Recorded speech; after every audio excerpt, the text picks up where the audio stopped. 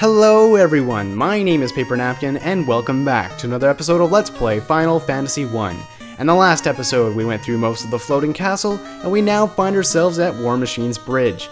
Just up ahead, Tiamat is waiting for us, but I did promise I was going to show off War Machine, so I'm going to do that right now.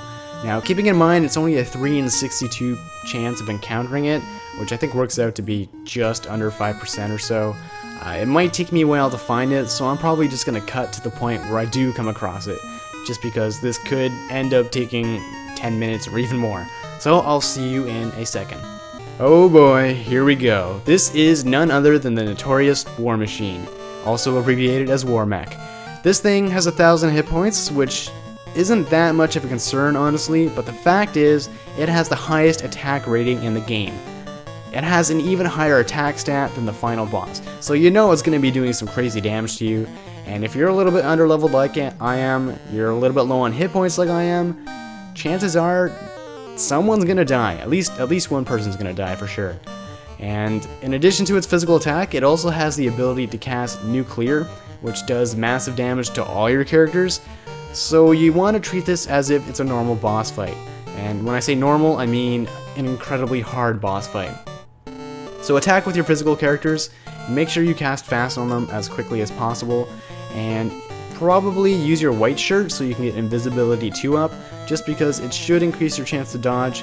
Hopefully he won't spam nuclear too much, and then I could dodge the occasional attack, and then I might be able to do enough damage over time to take him out. But we'll see. And 149 damage, so that's a great start. This thing has some pretty good defense, so chances are every now and then a hit will do like 21 damage there, so it's kind of hit or miss. If you have fast op, it'll do a lot more, a lot sooner, so definitely the priority is to, come on, there you go, fast.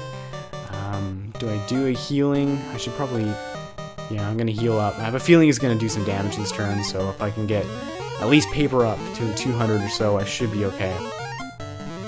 Because nuclear is pretty devastating. And okay, second fast is up. Things are going good. Things are going very good. 59 damage. Okay, slowly. Whoa! 306 damage. But I counter with 181. Okay. I wouldn't worry about using any black magic spell, Lightning 3 or whatnot, unless you have a black wizard. At this point, you want to really be focusing on healing any damage that's done. Should I use a heal 3? I kind of want to cure 4 just in case I need to use that. I'll use a heal 2 because it acts as a heal 3 in battle. Ah, there we go. Being smart there. And really, it comes down to being able to do enough damage over time while maintaining your hit points so that you won't get one-shotted. And, okay, Pancake's up. That's good. Should be able to... Oh, frick! This just got a lot more difficult. Lexa can use life. I have 2 spell charges. I don't want to use that just yet because chances are it'll use nuclear and take Hope out right away. So what do I do? Should I heal up? No, I'm just gonna attack. It's gonna go all out now. 73 damage. Okay, that's better than I was hoping for. So 265. Come on, paper finishing blow. This is gonna be it. And 40 damage! Oh, and it does do it! What? I don't even know what happened there. And as you can see, this thing gives crazy amounts of experience points. It gives the most, actually, in the game. So I know a lot of people come here to level grind when they're trying to get to the cap level, which is 50.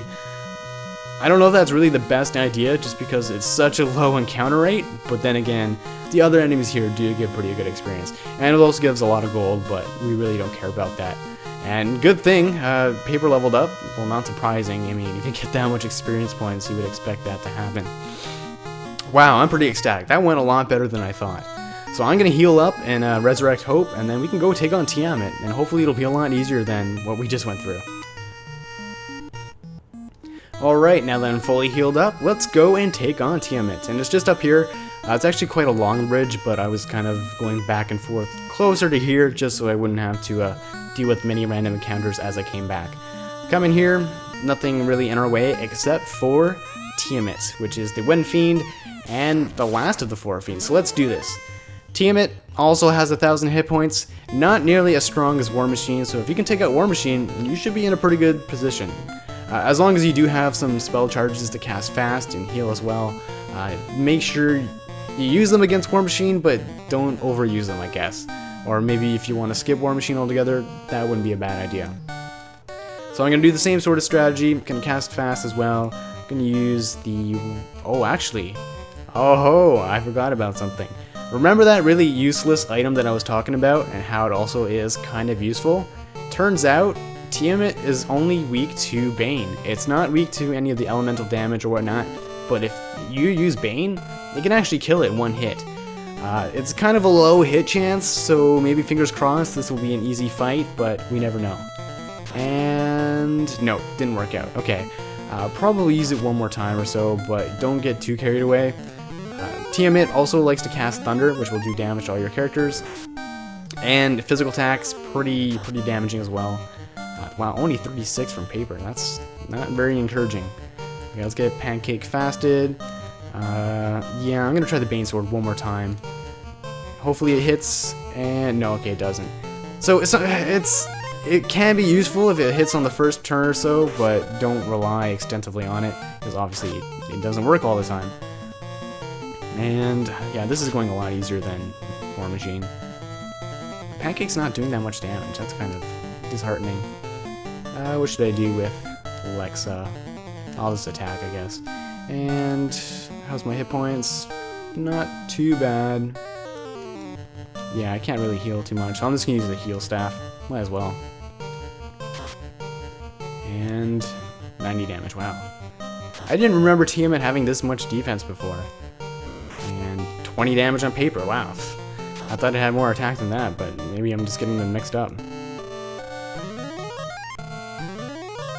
And wow, that really doesn't heal too much, but I guess any little bit's better than nothing. And especially since I've used up so many of my spell charges at this point. I'll try the Bane Sword one more time. I doubt we'll even get to that, but 311, wow, good job, Pancake. And this is probably my favorite of the three fiends, just because look how awesome it is. It's like a friggin' dragon. And the remakes especially, it looks pretty badass. And is that enough? Yep, there we go. See, easy peasy, no one even died. I didn't have to heal that much. Pretty good experience points, pretty good gold. And just like that, we're done with the 4 fiends.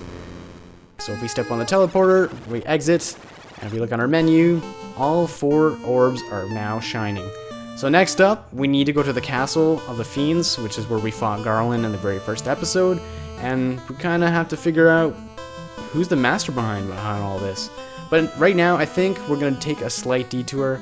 We're going to head back to the Dwarven Cave, and we're going to trade in the animate for something pretty special. So I'll meet you over there in a second.